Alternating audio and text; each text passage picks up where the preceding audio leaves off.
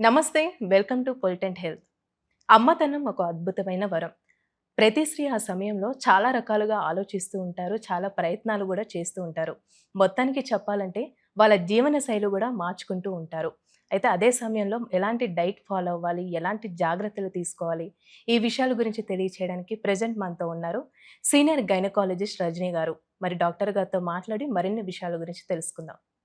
నమస్తే డాక్టర్ గారు. నమస్తే. మ్యామ్ ఇప్పుడు చాలా వరకు అంటే ప్రెగ్నెంట్ ఉమెన్స్ ఉంటూ ఉంటారు. అయితే మా బేబీ చాలా తెల్లగా పుట్టాలని, బేబీకి హెయిర్ అనేది గ్రోత్ చాలా ఉండాలని, ఆ టైంలో ఒక డైట్ అంటూ ఫాలో అవుతూ ఉంటారు మ్యామ్. నిజంగా చెప్పాలంటే హెల్తీ బేబీ పుట్టాలంటే అసలు మనం ఏ విధంగా ఫాలో అవ్వాలంటారు? ప్రతి ప్రెగ్నెంట్ లేడీ వాళ్ళకేంటంటే బేబీ హెల్తీగా ఉండాలి, అందంగా ఉండాలి అన్నీ. సో, దే హ్మ్. Want all the positive things in the baby. అందం అనేది అది ఏ ఫుడ్, ఈ ఫుడ్ పర్టిక్యులర్‌గా తినడం వల్ల వచ్చేది కాదండి. It is mainly genetics. బేసికల్‌గా వాళ్ళ పేరెంట్స్, మదర్, ఫాదర్ ఎలా ఉన్నారో, వాళ్ళ ఫ్యామిలీలో ఎటువంటి స్కిన్ కలర్ ఉందో, సో, హ్మ్. అది జన్యుపరంగా డిసైడ్ అయ్యి ఉంటుంది. అందంగా పుట్టాలి అంటే ఇలాంటి ఫుడ్సే తీసుకోవాలని అలా పర్టిక్యులర్‌గా ఎటువంటిది స్టడీస్ మనకి లేవు. అలా ఏమీ ఉండదు. యెస్, హెల్తీ బేబీ కావాలి అంటే మనం వాటెవర్ ఆ ప్రెగ్నెంట్ లేడీస్ ఏదైతే తింటారో ఆహారం, దాని మీద డెఫినైట్‌లీ డిపెండ్ అయ్యి ఉంటుంది. సో, ఏంటంటే న్యూట్రిషియస్ డైట్. న్యూట్రిషియస్ ఫుడ్‌లో ఏంటంటే ప్రోటీన్స్, మనకి విటమిన్స్, మినరల్స్, మంచి యాంటీ ఆక్సిడెంట్స్ ఉన్న ఫుడ్స్ తీసుకోవడం అనేది చాలా అవసరం. సో, బేబీ యొక్క గ్రోత్ అండ్ డెవలప్‌మెంట్‌కి మనము ప్రెగ్నెంట్ లేడీస్‌కి ఐరన్, కాల్షియం సప్లిమెంట్స్ అనేవి హ్మ్. మనం ఇస్తా ఉంటాం. ఆ! సో, నేచురల్‌గా గూడా ఫుడ్స్‌లో ఐరన్ కాంటెంట్ ఉన్న ఫుడ్స్, ఆకుకూరలు గానీ అలాంటివి మనకి క్యారెట్స్, బీట్రూట్స్ ఇలా అంటే iron rich content foods, protein diet. ప్రోటీన్‌లో దాల్స్ ఉంటుంది, మనకి పన్నీర్ ఉంటుంది, నాన్ వెజిటేరియన్ ఫుడ్ ఉంటుంది, ఎగ్స్ ఉంటాయి. సో, ఇలా మనము రెగ్యులర్‌గా తీసుకునే ఆహారంలోనే కొన్ని పర్టిక్యులర్‌గా అంటే ప్రోటీన్‌గా ఉండేటట్టు చూసుకోండి. మనకి విటమిన్స్, మినరల్స్ కాంటెంట్ ఉండేటట్టు చూసుకోండని మనం అడ్వైస్ అనేది చేయడం జరుగుతుంది. సో, కొంతమందిలో ఏంటంటే ఎంత ఆహారం తిన్నా బేబీ అంత wait per పెరగకపోవచ్చు.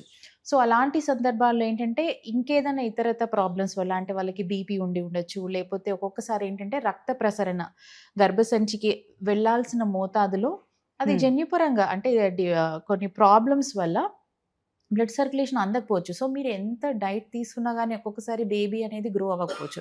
So, IUGR babies, small for gestational age babies అంటాం.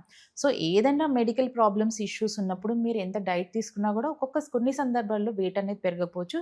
కానీ కామన్‌గా ఏంటంటే వాటెవర్ యూ ఈట్, మీరు ఏదైతే తింటారో దాన్ని బేబీ అనేది వెయిట్ అనేది రిఫ్లెక్ట్ అవుతుంది. ఆ ఫుడ్ ఆహారమే కాకుండా యాక్టివ్ లైఫ్ స్టైల్ అంటే హ్మ్.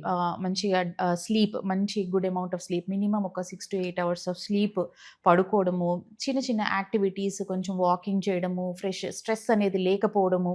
సో, ఇలా రిలాక్స్డ్‌గా ఉంటే గూడా మనకి బేబీ యొక్క ఎదుగుదల అనేది బావుంటుంది. Hydration is also very important. Liquids బాగా హ్మ్. తీసుకోవడము, డీహైడ్రేషన్ లేకుండా.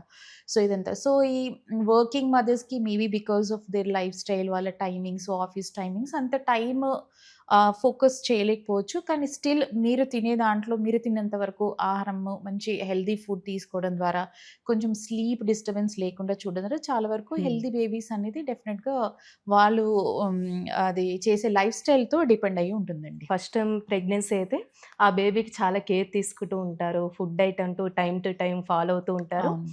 ఆ బేబీ వచ్చేసరికి కొంచెం వెయిట్ తక్కువగా పుడతారు ఫస్ట్ పుట్టినోళ్ళు. సెకండ్ బేబీకి అలాంటి ఫాలో అవ్వకపోయినా వాళ్ళు కొంచెం హెల్తీగా పుడుతూ ఉంటారు. హ్మ్. ఇలా డిఫరెన్స్ అంటే ఎందుకు జరుగుతూ ఉంటాయి? అంటే దట్ ఈస్ అంత పెద్ద కామన్ ఏం కాదండి. అది హ్మ్. కొంతమందిలో ఒక బేబీ వెయిట్ తక్కువుంటుంది. ఒక బేబీ అంటే first or second baby it might be. Hmm. కొంతమందికి తక్కువుండొచ్చు. సో, అది అలా ఉంది అంటే దాంట్లో చాలా రకాల కారణాలు ఉంటాయి. మీకన్నాను కదా! మెడికల్ ప్రాబ్లమ్స్ ఉండి ఉండొచ్చు. ఉంటాయి. లేదా నేచురల్‌గా గూడా by this thing normal baby కొంచెం వెయిట్ ఉండొచ్చు. సో, ప్రతి ప్రెగ్నెన్సీ డిఫరెంట్. ఒక ప్రెగ్నెన్సీలో ఉన్నట్టే ఇంకో ప్రెగ్నెన్సీలో ఉండదు. ఉండాలి అనేది అస్సలు ఉండదు.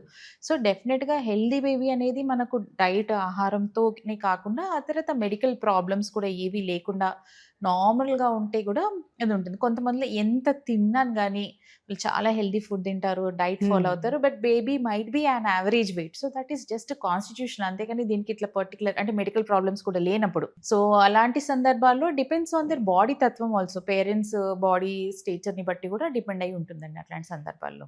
జనరల్‌గా మనం ఎలాంటి కేర్ తీసుకోవాలంటారు మ్యామ్? అంటే ఈ టైంలో ప్రెగ్నెన్సీ టైంలో? బేబీ విషయంలో ఇంకా డే 1 నుంచి కేర్ తీసుకోవడమే. సో, అదేంటంటే ప్రెగ్నెన్సీ కేర్ అనేది starts before pregnancy. So, pregnancy plan ఉంది అనుకున్న వాళ్ళు ఒక 3 మంత్స్ ముందు నుంచి ఫోలిక్ యాసిడ్ సప్లిమెంట్స్ తీసుకోవడం అనేది చాలా అవసరం. ఎందుకంటే ఆ సప్లిమెంట్స్ తీసుకోవడం వల్ల న్యూరల్ ట్యూబ్ డిఫెక్ట్స్ అంటే స్పైన్ డిఫెక్ట్స్ అనేవి బేబీస్‌లో రాకుండా ఉంటాయి. సో, ఆ సప్లిమెంట్స్ తీసుకోవడము, ఒకసారి ప్రెగ్నెన్సీ పాజిటివ్ రాగానే ఇమ్మీడియేట్‌గా హెల్త్ చెకప్ గైనకాలజిస్ట్‌ని సంప్రదించి తగిన ఇన్వెస్టిగేషన్స్ చేసుకోవడం అనేది చాలా అవసరం. ఎందుకంటే ఇనీషియల్‌గా ఇన్వెస్టిగేషన్స్‌లో మనకు చాలా రకాల టెస్ట్‌లవి చేస్తాం. హిమోగ్లోబిన్ ఎలా ఉంది? షుగర్ టెస్ట్ ఎలా ఉంది? థైరాయిడ్ ఎలా ఉంది? సో, ఇవన్నీ ఇన్వెస్టిగేషన్స్ అన్ని టెస్ట్‌లు నార్మల్‌గా ఉన్నాయా లేదా? అల్ట్రాసౌండ్ స్కాన్ నార్మల్‌గా ఉందా లేదా? సో, దాన్ని బట్టే మన ఫ్యూచర్ ప్రెగ్నెన్సీస్ అనేది డిపెండ్ అయి ఉంటుంది. Suppose in the first visit రక్తం తక్కువుందనుకోండి. సో, మనం ఏంటంటే ఆ రక్తంని ఎలా పెంచుకోవాలని దాని మీద ఫోకస్ చేయొచ్చు. థైరాయిడ్ ఇష్యూస్ ఉన్నాయనుకోండి, థైరాయిడ్‌ని మనం కరెక్ట్ చేయాలి. అలా ఇనీషియల్ అసెస్‌మెంట్ అంటే ఫస్ట్ విజిట్‌లో మీరు చేసే ఇన్వెస్టిగేషన్స్ అనేవి చాలా ఇంపార్టెంట్. దాంతో పాటు డైటరీ చేంజెస్ మనం nutritious diet. So, first 3 months చాలా వరకు వాళ్ళకి వామిటింగ్ సెన్సేషన్, వామిటింగ్స్ ఉండి అంత డైట్ అనేది చాలా వరకు లేడీస్ అనేది అంత హెల్తీ డైట్ మనం అడ్వైస్ చేసినా వాళ్ళు తీసుకోలేకపోవచ్చు. బికాజ్ వాళ్ళకి చాలా ఎక్సెస్ వామిటింగ్స్ ఉండే. సో, కానీ కంగారు పడాల్సిన అవసరం లేదు. ఆఫ్టర్ 3 మంత్స్ చాలా వరకు ఈ వామిటింగ్స్ తగ్గిపోయి మళ్ళీ వాళ్ళకి ఆకలి అనేది పెరుగుతుంది. సో, ఆఫ్టర్ 3 మంత్స్ కూడా వెయిట్ పుట్ ఆన్ అవ్వచ్చు. బేబీ వెయిట్ కూడా పెరిగే అవకాశం ఉంటుంది. సో, చాలామంది టెన్షన్ పడిపోతారు. ఫస్ట్ 3 మంత్స్‌లో వెయిట్ లాస్ అయిపోయాం మేము. వామిటింగ్స్ వల్ల మేమేం తినట్లేదు, ఏం తాగట్లేదు. యెస్, డెఫినెట్‌లీ ఆ ఫేజ్ కొంచెం డిఫికల్ట్ అయినా తర్వాత కొంచెం మోతాదు తగ్గుతుంది కాబట్టి, సో, అప్పటినుంచి హెల్తీ డైట్ అలవాటు చేసుకోవడము, తర్వాత ఉన్న మీకు ఉండే సర్కమ్‌స్టాన్సెస్‌లో మీకున్న డైట్‌లోనే హెల్తీ ఫుడ్స్ చూస్ చేసుకోవడం అనేది చాలా ఇంపార్టెంట్. సో, హైడ్రేషను, రెగ్యులర్ విజిట్స్ ఒకవేళ మీరు హై రిస్క్ ప్రెగ్నెన్సీ అనుకోండి. అంటే మీకు ఆల్రెడీ ఏదన్నా ఇష్యూస్ ఉన్నాయంటే మీరు ఇంకొంచెం తరచుగా విజిట్స్ చేయాల్సి ఉంటుంది డాక్టర్ గారి దగ్గరికి. సో, కొన్ని సింప్టమ్స్ అండ్ సైన్స్ అంటే హై రిస్క్ ప్రెగ్నెన్సీస్‌లో ఈ ప్రాబ్లమ్స్ ఉంటే డాక్టర్ దగ్గరికి రావాలి ఎమర్జెన్సీ అనేవి కూడా మనం గైడ్ చేస్తూ ఉంటాం పేషెంట్స్‌కి. ఈ ప్రాబ్లమ్ ఉంటే మీరు ఇమ్మీడియేట్‌గా రావాలి, కన్సల్ట్ చేయాలి అని చెప్పేసి. సో, అవి చూసుకోవడం ద్వారా చాలా వరకు హెల్తీ ప్రెగ్నెన్సీసే ఉంటాయి. కానీ కొన్ని రకాల హై రిస్క్ కొన్ని ప్రెగ్నెన్సీస్ కేసెస్. కూడా ఉంటాయి. సో, అదేంటంటే రెగ్యులర్ విజిట్స్ అన్నీ మనం డాక్టర్ గారి సలహా ఫాలో అయితే చాలా వరకు దాన్ని కూడా మనం ప్రివెంట్ చేయొచ్చండి. Thank you so much. Thank you.